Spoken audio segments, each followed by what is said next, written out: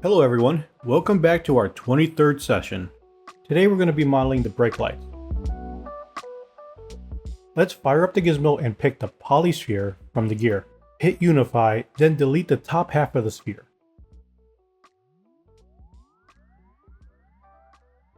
Turn on double, set your symmetry to the Z-axis and dial the radial count up to 6. Snap to the top view and grab the clip curve brush.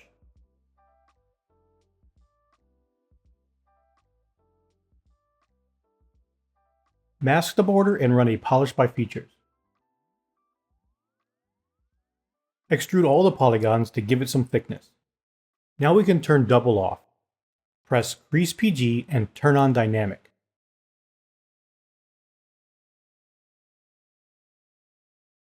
You can use the gizmo to duplicate the mesh by holding down the control key. Clear the mask and duplicate them once more.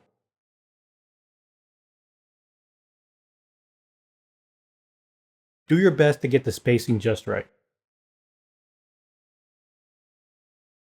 Alright, let's unmask this one and make another duplicate with the gizmo. Press Ctrl W to group visible. Use the slice curve brush to insert an edge loop and a new polygroup.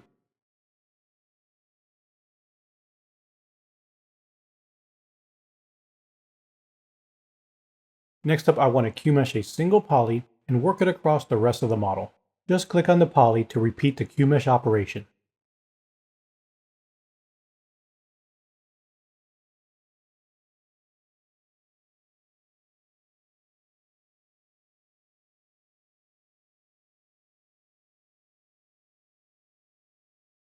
Let's press Unify and F to frame it.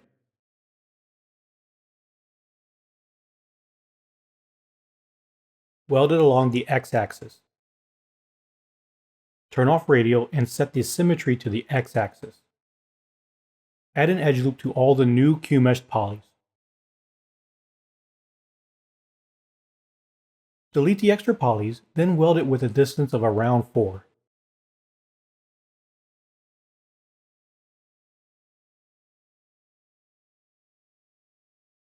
Q-meshing these polys can be a bit tricky. I want them to bridge across in a very particular way. Sometimes it doesn't snap right because of the camera angle.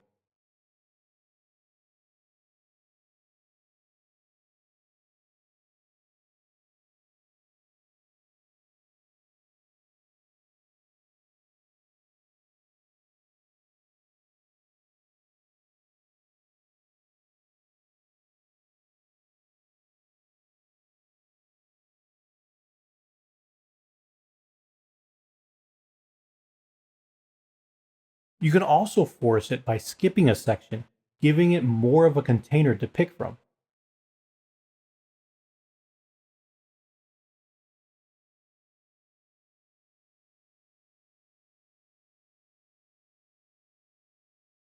Switch to Q-mesh polyloop.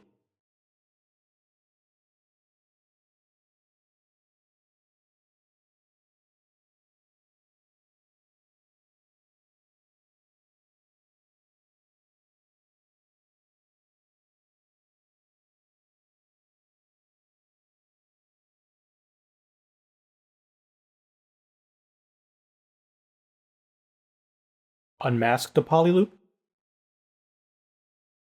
Then mask everything except the bottom polyloop.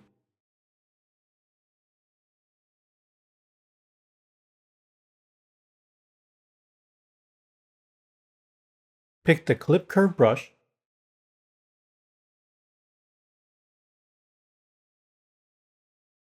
Use the gizmo to scale them out.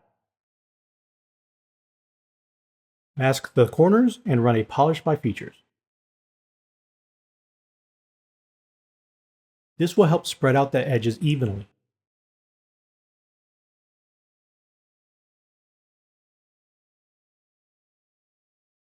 Unmask the polyloop, then mask everything except the top polyloop.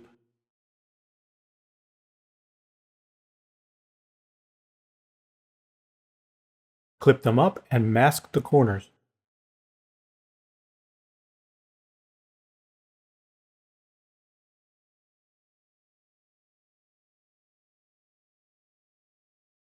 Run a polish by features to space out the edges.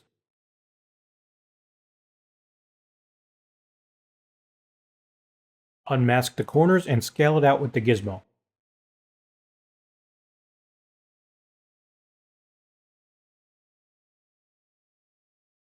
Unmask the side polys and clip them forward.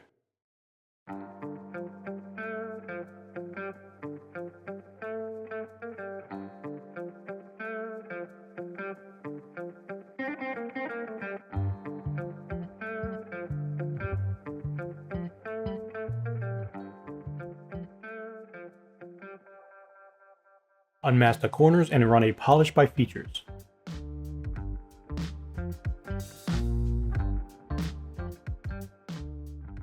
Let's unmask the corners and move them down a bit.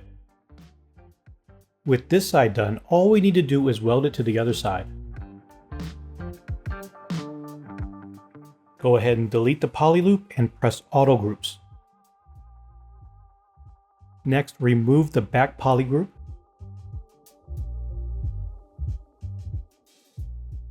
Now we can slide these edges down with slide edge loop complete.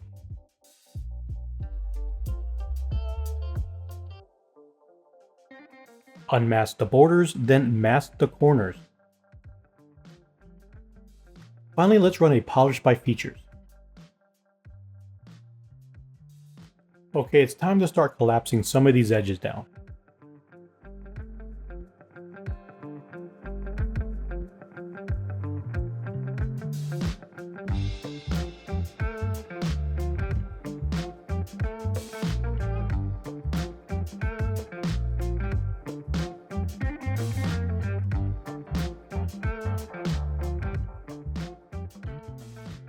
Let's extrude the mesh border.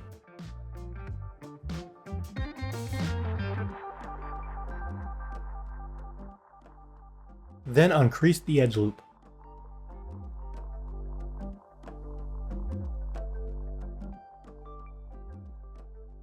Alright, next step. Extrude all the polygons and press flip. Unmask the poly loop. Then mask those corners. Run a polish by features. Then select Q-Mesh Poly Loop.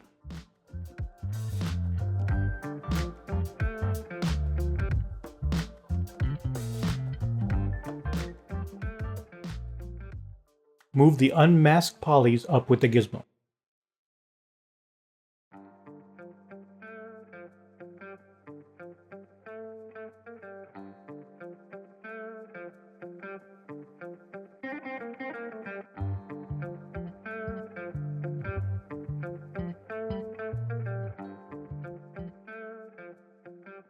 Unmask the top polygons and rotate them with the gizmo.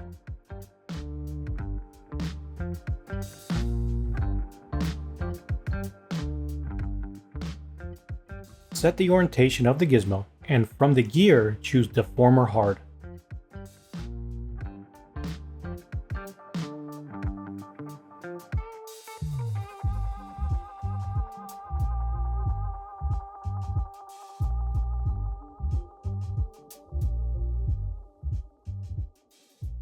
Press Accept to lock it in. Clear the mask and select Insert Multiple Edge Loops.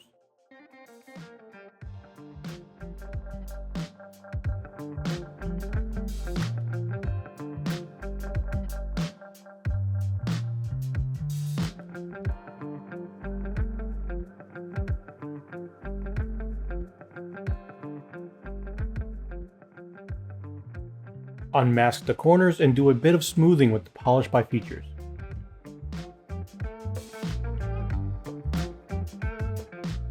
Unmask the edges and position them with the gizmo.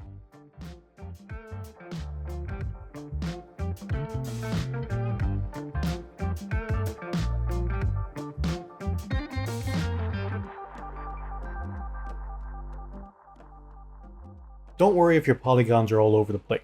We can always unmask them and run a polish by features to smooth out any weirdness.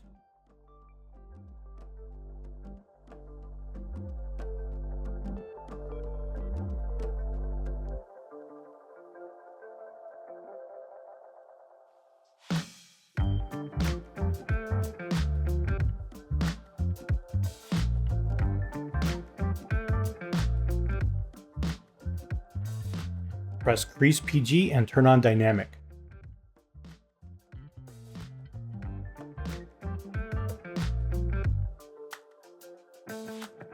Then we can uncrease the bottom edge loop.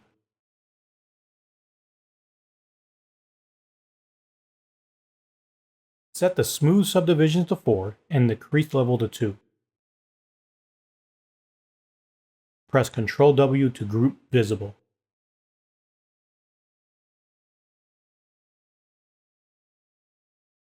Grab the Move brush and adjust the shape.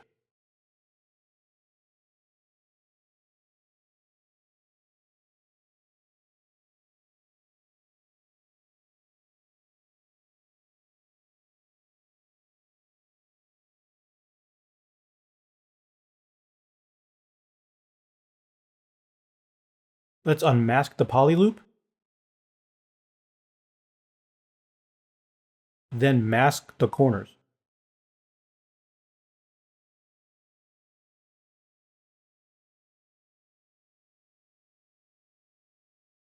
Now we can Control-click to blur the mask. Finally, we can run a polish by features. Let's continue to make small tweaks to adjust the shape.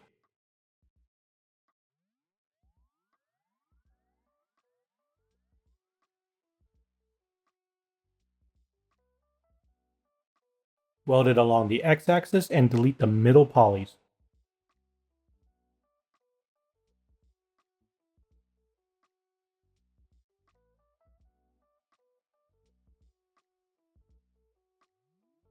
Let's select Stitch for the point action, 2 points for the target, and 2 midpoint for the modifier.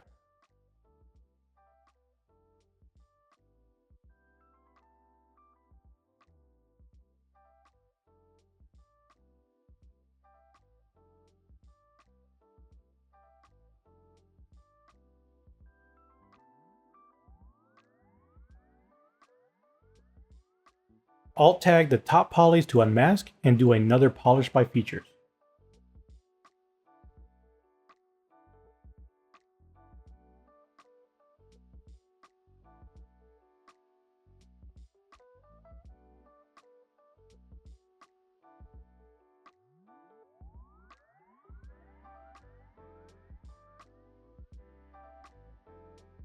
Let's select the Mask Lasso brush to unmask these edges. Then we can slide them over a bit.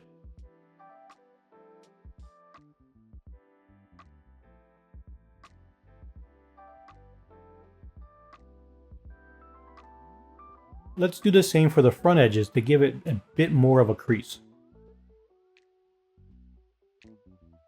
Unmask the top polys and give them a polish. We can use the Adjust Last slider to dial it back. Let's go ahead and continue to make small adjustments to better match the reference.